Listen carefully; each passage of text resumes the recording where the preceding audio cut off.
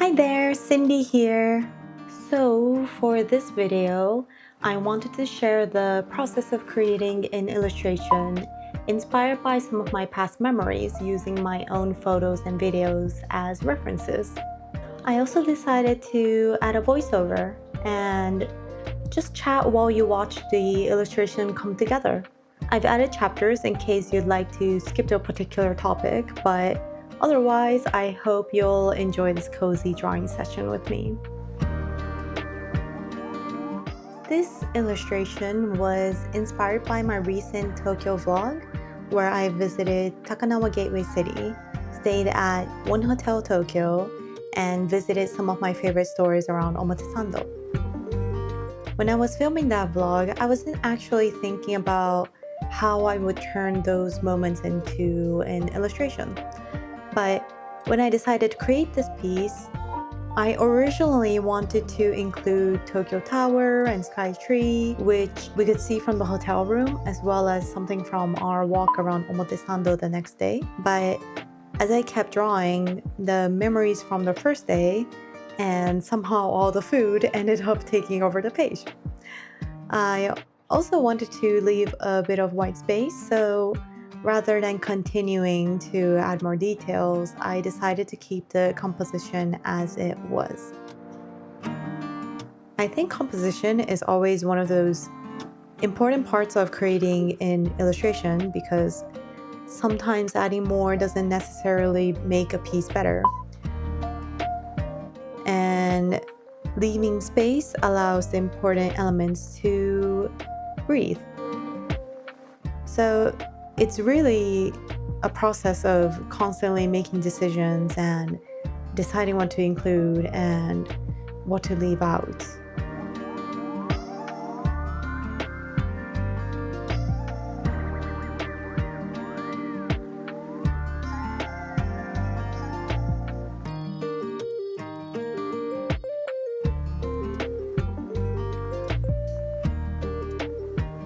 I think you've also probably noticed that I'm sketching straight in fineliner without doing a pencil sketch first. I actually realized this year that I feel really comfortable sketching with fineliner pens. I think I first started using them when I was studying fashion design at university. And of course, I also love using good old pencils. They're comfortable because you can erase and they're much easier to control and adjust the pressure.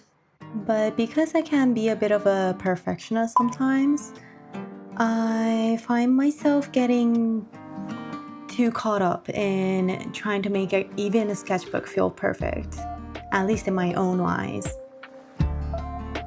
With fineliner pens, I'm forced to let go a little and embrace the lines as they are.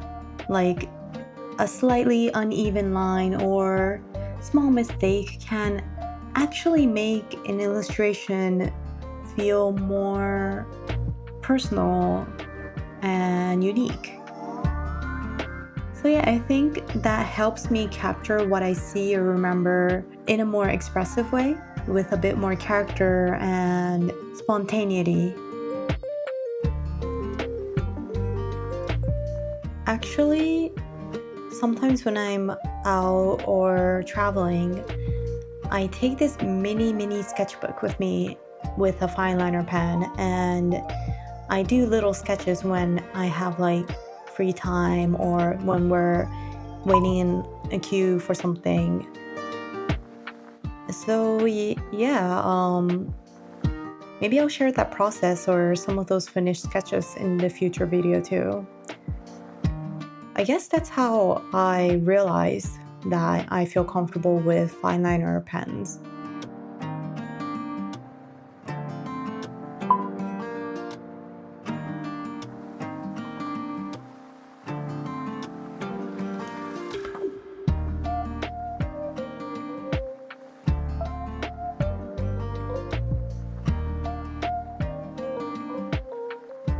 I feel like drawing helps me remember moments in a completely different way. Like when I look back at a photo, Of course, it takes me back to that moment and I remember what happened. Sometimes I will remember why I took that photo, and there will be like photos of highlights from those memories. But when I actually take the time to draw something, I start noticing all these little details again, like the colors that caught my eye, the interesting shapes and textures, the beautiful light, and sometimes I would even discover something new that I didn't notice when I was actually there. And I think it's that appreciation that you become conscious of that makes drawing a memory really special. And it's my favorite part of the process. And yeah, I feel like the memories somehow become more vivid in a way.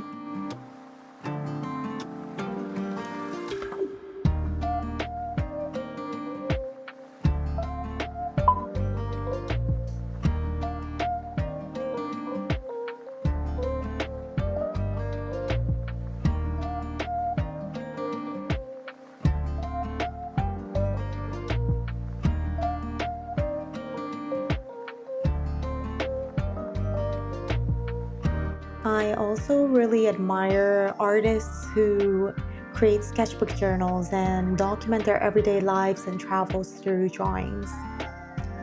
Whether they sketch on location or recreate those memories later, I feel like there's something really special about being able to look back in a sketchbook and like see collections of moments almost like an illustrated album. That's something I'd really love to build over time.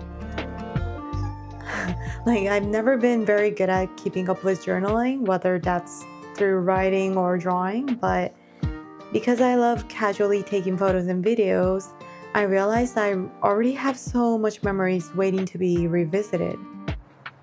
And also, I've been drawing much more recently, and I'm trying to build this drawing habit. So I'd love to slowly turn more of those moments into little sketches and illustrations. And maybe one day I will have a sketchbook full of memories that I can look back on and even share with you all. But for now, I'm happy creating them whenever I have the time, and I think that's perfectly enough, right?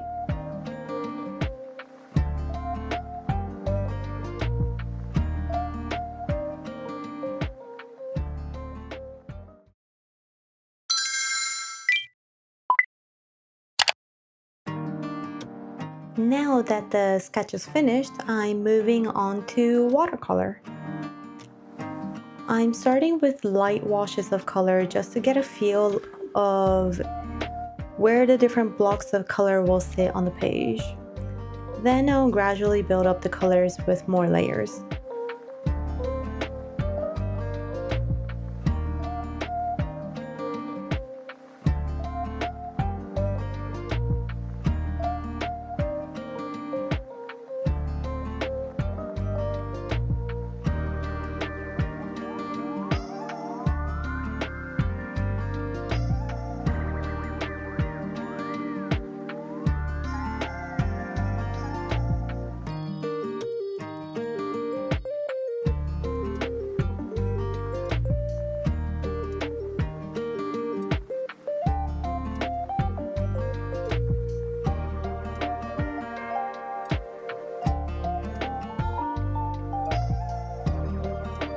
Even for these smaller illustrations, I'm using the same brush to just put blocks of colors and let loose.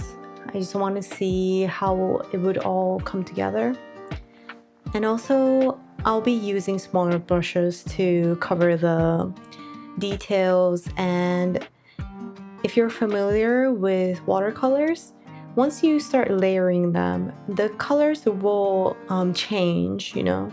It would become deeper or it would become a totally different color once you start layering. These are just undertones and guides.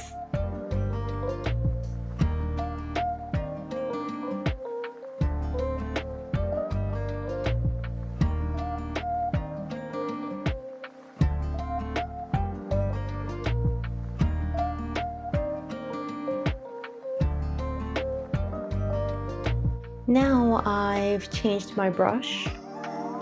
I'm also using a different shape to create different brush strokes, and it helps me color in different shapes as well.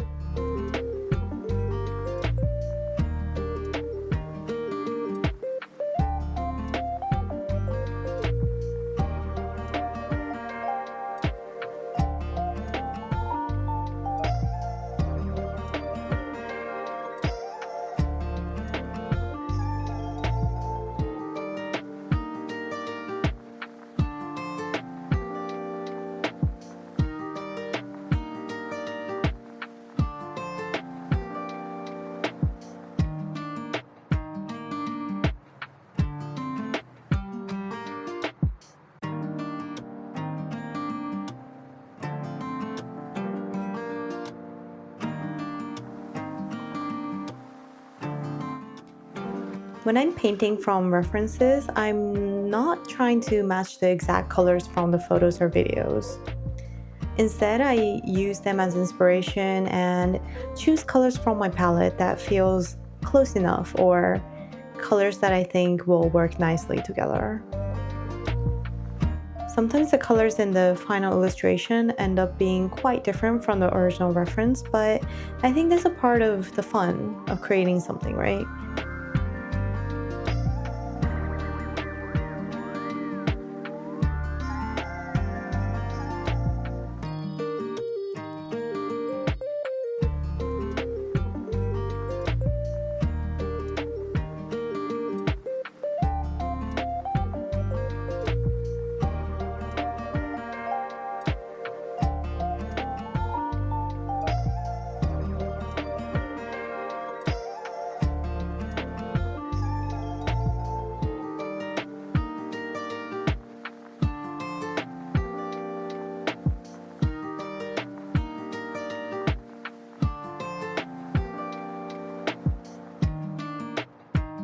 Looking at the overall colors now, I'm actually quite happy that I didn't add anything else like the Tokyo Tower and Skytree, because I feel like everything ended up working together quite naturally.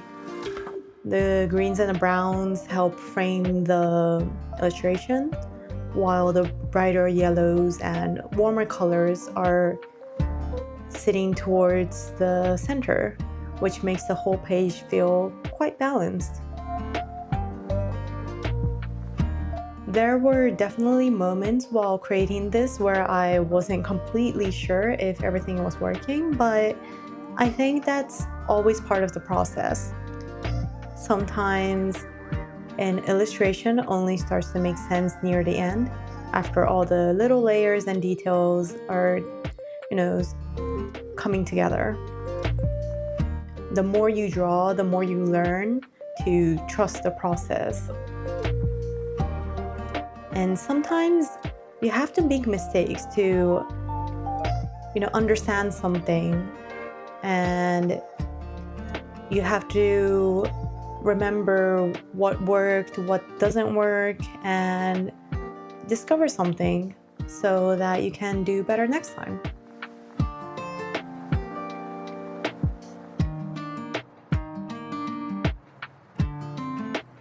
Thank you so much for spending this time with me. I really enjoyed revisiting these memories from the Tokyo staycation.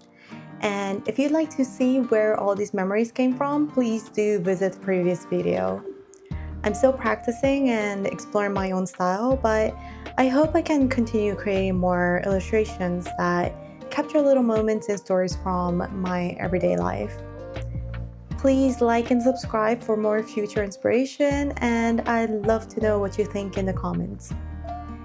As always, thank you so much for watching, and I'll see you in the next one.